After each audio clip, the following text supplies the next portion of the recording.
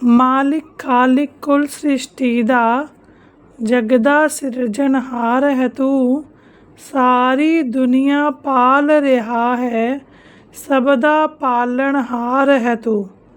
राजा रंक भिखारी सारे मंके तेथों खांदे ने। बंदे कुल दुनिया दे झोली तेरे दर फैलांदे ने। तेरे हथ हज़ारां ने तू कई हथां नाल देंदा है। अपनी इस दया दे बदले किसे तो कुछ ना लैंदा है। सब नूं सब कुछ देंदा है पर दे के नहीं जतांदा तू। हे दयालु दाता अपना सदा ही बिरद निभांदा तू। वरस रही है हर बंदे ते तेरी कृपा अपरंपार। कहे हर देव सदा कर पाइए शुक्र शुक्र तेरा दातार। साध संगत जी बड़े प्यार से कहना जी धन्यवाद जी। साध संगत जी हर संपूर्ण हृदय वाणी शब्द नंबर 10 के विचार दासी आप सबके सामने रखने जा रही है। तो साध संगत जी पहली लाइन कुछ इस प्रकार है। मालिक खालिक कुल सृष्टि दा जगदा सिरजन हार है तू। अर्थात कि जितनी भी सृष्टि बनाई है उसका मालिक भी यही है और खालिक भी यही है। जो इसने रचना की है, जो सृजनहार है इस दुनिया का, जिसने इस सृष्टि को बनाया है वो कौन है जी? निरंकार। सारी दुनिया पाल रहा है सबदा पालनहार है तू। सारी दुनिया एक छोटे से जीव जंतु से लेके बड़े इंसान तक, बड़े हाथी पशु पक्षी, जितने भी इंसानी जूनी में जो पशु पक्षी की जूनी में आए हैं, जिन सबको ही ये पाल रहा है। राजा रंक भिखारी सारे मंग के तेथों खांदे ने। तो साध संगत जी बिल्कुल सही लिखा गया है। राजा, जो राजा है वो भी इसके आगे हाथ फैलाता है। दुनिया का तो वो राजा है पर इस निरंकार के आगे वो भी भिखारी है। भिखारी भिखारी लिखा गया है इस पे समझाने के लिए, पर इस दुनिया में कोई भिखारी नहीं है। वह इंसान इस दुनिया का राजा ही है। पर इस दुनिया में हम जैसे जो लोग हैं उन्होंने किसी को राजा बना रखा है, किसी को मिडिल क्लास और किसी को भिखारी। तो इसमें अर्थात है ये कहने का कि राजा हो, भिखारी हो या रंक हो, सब ने ही इस निरंकार से मांग के ही लेना है, क्योंकि इस सृष्टि का रचनहार ही ये निरंकार है। अगर ये निरंकार ना हो तो ये सृष्टि भी नहीं रहेगी। बंदे कुल दुनिया दे झोली तेरे दर फैलांदे ने। तो साध संगत जी कितने सिंपल शब्दों में लिखा है कि इस दुनिया में जितने भी इंसान हैं, चाहे वो हिंदू हैं, सिख है, मुसलमान है, ईसाई है, जो कि इस दुनिया ने अपने हिसाब से, अपनी सूरत के हिसाब से मजहब को बांट रखा है, वो सारे ही जिस मर्जी धर्म के हों वो सारे ही झोली इस निरंकार के आगे ही फैलाते हैं। चाहे वो हिंदू है, राम जी की पूजा कर रहा है, कृष्ण जी की पूजा कर रहा है, तो वो मूर्ति अलग अलग है। राम जी की उपस्थिति अलग है, कृष्ण जी की बनावट अलग है, और जितने भी गुरु हैं, जितने भी मूर्तियां हैं, सरस्वती माता जी की ले लीजिए, उनकी भी आकार अलग हैं। तो सब के जो रूप थे उन रूपों की पूजा की जाती है। तो सिख धर्म में ले लीजिए वाणी की पूजा की जाती है, मस्जिद में ले लीजिए वहाँ अलग तरीके की पूजा होती है। तो हर धर्म की अलग अलग पूजा है, पर हर धर्म क्या बोलता है? वो सब एक ही बात बोलता है, निरंकार परमात्मा एक ही है। कोई भी अलग नहीं है। तभी लिखा गया है, बंदे कुल दुनिया दे झोली तेरे दर फैलांदे ने, कि जिस भी धर्म का इंसान है, किसी भी धर्म को मान रहा है अपने अकॉर्डिंग, जहाँ पे भी उसकी आस्था है, मुबारक है, क्योंकि कोई धर्म छोटा और कोई धर्म बड़ा नहीं है। हमारे मिशन में कहा भी जाता है कि ना हिंदू, ना सिख, ईसाई, ना हम मुसलमान हैं, मानवता है कर्म हमारा, हम केवल इंसान हैं। तो जो इंसान है वो कोई सिख नहीं है, कोई ईसाई नहीं है, कोई हिंदू नहीं है, कोई मुस्लिम नहीं है। ये तो यहाँ पे आगे अलग अलग टैग मिल गए हुए हैं इंसान को कि ये इस धर्म से बिलोंग करता है, वो उस धर्म से बिलोंग करता है। ये काफ़ी पुरानी प्रथा है जो आज तक चली आ रही है। पर जो इंसान निरंकारी मिशन में है वो एक ही बात बोलता है कि मैं इन धर्मों से ऊपर हूँ, मैं तो एक इंसान हूँ। क्योंकि जो एक इंसान है, बात भी यहाँ पे इंसान की हो रही है। बाबा जी ने कहीं भी ये नहीं लिखा कि हिंदू धर्म के इसे मानते हैं, मुस्लिम धर्म के इसे मानते हैं। नहीं, निरंकार, निरंकार का नाम दिया गया है। निरंकार कौन है? एक निरंकार है। और जितने भी इस दुनिया में आए वो सारे क्या हैं? इंसान है। और जितने भी इंसान है वो किससे मांग के खा रहे हैं? इस निरंकार से। तेरे हथ हज़ारा ने तू कई हथा नाल दिंदा है। तो साध संगत जी, हज़ारा की करोड़ा हाथ ने, क्योंकि हर कोई इंसान अपना भला ही मांगता है। और जब भी वो भला मांगता है वो किसी इंसान से नहीं मांगता, कभी अपने माँ बाप से नहीं मांगता, कभी अपने रिश्तेदारों से नहीं मांगता। जब भी उसे कोई तकलीफ़ होता है वो अकेले बैठता है, इसके आगे हाथ जोड़ता है और इससे अरदास करता है कि हे परमपिता परमात्मा, मेरे से जो भी गलतियाँ हुई हैं मुझे माफ़ करना, पर हमारे घर परिवार में सुख शांति बनी रहे।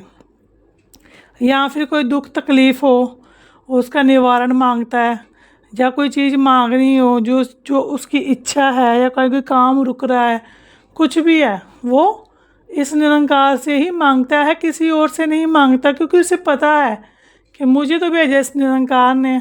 जिसको निरंकार का पता है, जिसने ज्ञान लिया है, जिसको पता है कि मैं कहाँ से आया हूँ, कहाँ पे जाना है, वो कभी भी किसी के आगे हाथ नहीं फैलाता। वो सिर्फ एक निरंकार के आगे हाथ फैलाता है। वो निरंकार के आगे नाक भी रगड़ लेगा, पर वो किसी इंसान के आगे हाथ नहीं फैलाता। क्योंकि सुनने वाला निरंकार है, सुनाने वाला निरंकार है, समझाने वाला निरंकार है, चलाने वाला निरंकार है। आज हमने खाना खाया है उसे पचाने वाला निरंकार है, कल क्या खाएंगे उसकी सोच डालने वाला निरंकार है। तो इसके बिना तो कोई पत्ता नहीं हिलता, तो इसकी मर्जी के बिना कुछ नहीं होता। तो जब भी कोई भी इंसान कुछ भी मांगेगा तो वो इस निरंकार से ही मांगता है। और दासी हमेशा एक बात बोलती है कि जब भी मांगिए साथ में एक बात ज़रूर कहिए कि निरंकार हम तो मांगेंगे, हमारा काम है मांगना। क्योंकि इंसान की परिस्थिति कुछ ऐसी है कि वो मांगना छोड़ेगा नहीं। आज अगर उसके पास 100 है वो 1000 मांगेगा, अगर 1000 है वो लाखों मांगेगा, लाख है तो करोड़ मांगेगा, करोड़ है तो वो अरब मांगेगा, अरब है तो वो ऐसा करेगा कि मुझे इतना मिल जाए, इतना मिल जाए कि मेरी आने वाली पुश्तें भी खा सके। उसका खुद का भरोसा नहीं एक पल का भी। पर इंसान की परिस्थिति कुछ ऐसे है कि वो मांगना नहीं छोड़ता। पर दासी हमेशा ऐसे बोलती है कि मांगो, ज़रूर मांगो। दासी खुद मांगती है, हर चीज़ मांगती है जो दासी को चाहिए होती है। पर एक बात ज़रूर बोलो, हे परमपिता परमात्मा, मांग तो मैंने लिया है, पर देना तभी जो वो मेरे लिए सुखदाई है। क्योंकि अभी तो टाइम निकल रहा है, क्योंकि अभी वो हमारे पास है नहीं। एक मनोकामना है, जिस दिन मनोकामना पूरी होगी हम बहुत खुश होंगे कि हमें वो चीज़ मिल गई। अगर वो चीज़ मिल के चली गई तो उससे बड़ा दुख इस दुनिया में कुछ भी नहीं होगा। मांगो, सब कुछ मांगो, मांगना तो इससे ही है। पर एक बात ज़रूर कहो, सुखदाई देना, सुखदाई करना। नहीं सुखदाई अगर देकर लेना है वापस तो कभी मत देना, क्योंकि अभी तो संतुष्टि है। जो वो आकर चीज़ चली जाती है तो काफ़ी असंतुष्टि देकर जाती है। आगे लिखा गया है जी, अपनी इस दया दे बदले किसे तो कुछ ना लैंदा है। दया ही कर रहा है निरंकार। हम किसी को 100 रुपया दे दें तो अगर वो वापस ना करे, हमें मरते दम तक वो बात नहीं भूलती कि मैंने उसको 100 रुपया दिया था। 100 रुपये छोड़ो, 10 रुपये दे देना, तब भी नहीं भूलोगे आप कि हमने 10 रुपये दिए थे। मैं नहीं भूलूँगी, दासी नहीं भूलेगी, क्योंकि माया है ना। माया छोड़ के कोई और चीज़ दे देना, अपना पहना हुआ वस्त्र किसी को दे देना। आपने पहन लिया है, आपका दिल नहीं करता उसे पहनने का, पर आप हमेशा एक बात ज़रूर बोलोगे, मेरा था, मैं ना पहनती नहीं थी या पहनता नहीं था, मैंने उसे ये चीज़ दे दिया। तो उसमें मैं आ जाती है कि मेरा था, मैंने दे दिया, क्योंकि मैं पहनती नहीं थी। तो आपने भी इसलिए दिया क्योंकि आपके काम की चीज़ नहीं थी, पर देकर हम एहसान दिखाना नहीं भूलते। तो ये जो परमपिता परमात्मा है, जिसने हमें इतना सुंदर शरीर दिया है, इतना सुंदर चेहरा, इतने सुंदर हाथ पैर, इतना सुंदर परिवार, इतना सुंदर खाने को, पहनने को, रहने को, तो कभी उस निरंकार ने ये नहीं बोला मैंने दिया है। वो सब कुछ देकर भी कितना शांत है, कितना शांत है, हमारे बीच में रहते हुए भी कितना शांत है। हम इसके अंदर ही हैं, पर ये हमें कभी एहसास नहीं करने देता कि हम इसके अंदर ही हैं। तो दासी एक विचार सुन रही थी, अभी याद नहीं आ रही कहाँ पे सुनी है, पर वहाँ बोला जा रहा था कि प्रभु कभी इंसान को गलत साबित नहीं होने देता। अगर आप बोलते हैं कि प्रभु है, तो वो आपको तब भी सच्चा साबित करता है। और अगर आप बोल देंगे ये यहाँ पे कोई भगवान नहीं है, तो वो कभी भी आपके बीच में नहीं आता। वो बीच में रहते हुए भी ऐसे गायब रहता है जैसे कि वो है ही नहीं। सब कुछ कर करा कर भी वो अपना क्रेडिट नहीं लेता, सब कुछ देकर भी वो कहता है कि मैंने तो कुछ नहीं दिया। और हम किसी को एक चीज़ भी दे दें तो पूरी ज़िंदगी क्या, उसके मरने के बाद भी याद रखते हैं कि हमने उसको ये दिया था या हमने उससे ये लिया था। लेना तो हम भूल ही जाते हैं, ली हुई चीज़ अक्सर इंसान भूल जाता है। जब इंसान ने कुछ दिया हो ना, वो इंसान हमेशा याद रखता है। आगे लिखा गया जी, सबनों सब कुछ देंदा है पर दे के नहीं जितांदा है। तो दासी को लगता है कि इस शब्द का अर्थ दासी ने पहले ही समझा दिया। तो अर्थ वही है कि देता सब कुछ है पर देकर कुछ लेता नहीं है। कभी ऐसा नहीं दिखाता कि मैंने भाई तुमको इतना कुछ दिया है तो मुझे भी इसके बदले कुछ चाहिए, नहीं। वो फिर भी हमारी मनोकामनाएं पूरी करता ही रहता है। हे दयालु दाता अपना सदा ही बिरद निभांदा है।